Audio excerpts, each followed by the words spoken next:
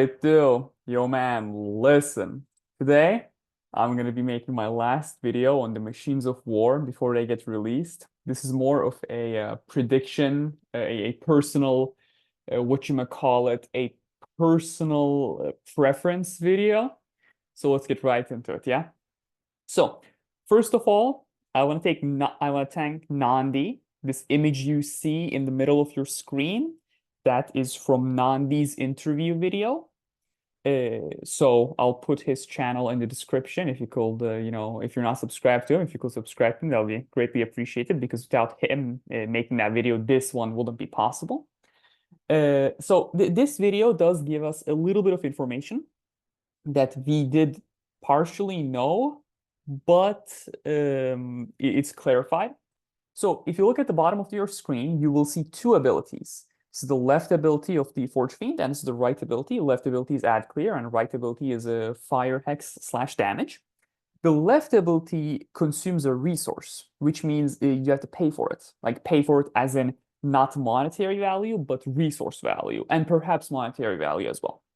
Now, the right resource, right ability doesn't have a resource. So what I assume will happen, it will have a cooldown, but it will be free. And this makes the abilities uneven, right? Like if you are a free-to-play player, I think you will be able to use the ability that doesn't cost anything over the ability that does. Now, the other point, this is thanks to Lord Buzz Killington. This image you see in your middle of the screen, of course, is from a video he made. I will put his YouTube channel in the description. If you are not subscribed to him, I would greatly appreciate it if you did, because without him, this video will not be possible. This is an upgrade screen. And you will see for the Malice rocket launcher, it is divided into two sections. There is a primary ability, and then the arrow goes up to it, and then there's a secondary ability, and the arrow goes up there. This means, unlike characters, where you spend items to upgrade them, which upgrades the character stats, this will have a situation where Machines of War put upgrades into their abilities. Now, the reason I'm focusing this is because personally, I'm not going to spend any money on Machines of War. I have no intention of doing so unless they release like a fourth one, fifth one, which is absolutely insane and it's game breaking and it's power creep and I have to, I'll do it then, sure. But currently, I don't have the urge to do it. You can see that, oh, what if I just spend resources on the ability that I'm going to use, right? For Marnie's rocket launcher, the left ability, it consumes resources, and summoning Cadians, it doesn't consume resources. So personally, I will just be putting resources in the ability that's free because I'll get the most out of it. My thought process behind this is, why would I put resources into an ability that I won't be able to use non-stop, right? If I'm out of resources to use that ability, then all the items and badges and whatnot I put into it are gone to waste for a certain period, which I don't like. Now, so thank you, Nandi. Thank you, Lord Buzz Killington. Just this is so I give them the credit. I don't want to get strike on my channel. Anyways, so there are three Machines of War. The first one was Biovore. Yeah, I'll be a little rappy rap neurotrope. Yeah, yo Biovore, you're just a glorified spore. You can't even hold your own when the big bosses roar. You're a joke on the battlefield, a liability against health the game. You're just wasted utility. You should have evolved some guts, not just artillery. Anyways, that was mega cringe. I don't want to hear it. Okay, that was mega cringe. I know it was mega cringe. My point behind that is, the Bioware seems really interesting until you realize the fact that you can't bring him against the Turbigon.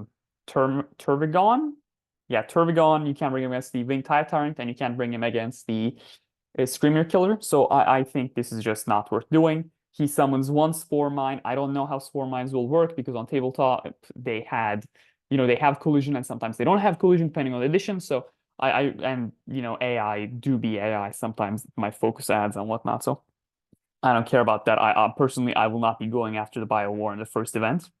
Now the second event, it's the Marnie's rocket launcher. The first ability, it has a 1 turn cooldown where it's like a orbital strike similar to Extor Row where you declare it and then the next turn it happens, which I don't care for. Like people say, oh, it procs Neurotropes, Neuroparasite. Yeah, you're gonna get +3 Neuroparasite stacks over the course of it really one game. It really is not worth it. In my opinion, this is much more of a utility thing used to clear big hordes of ads.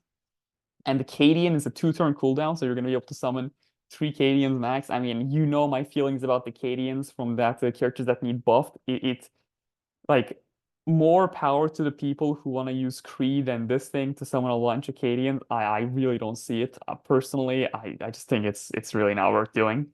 Now, the big guy. So now the Forgefiend, it has a little bit of utility in the active ability where you can spend a resource, use the left ability to clear out a bunch of what are they called? Ads like summons.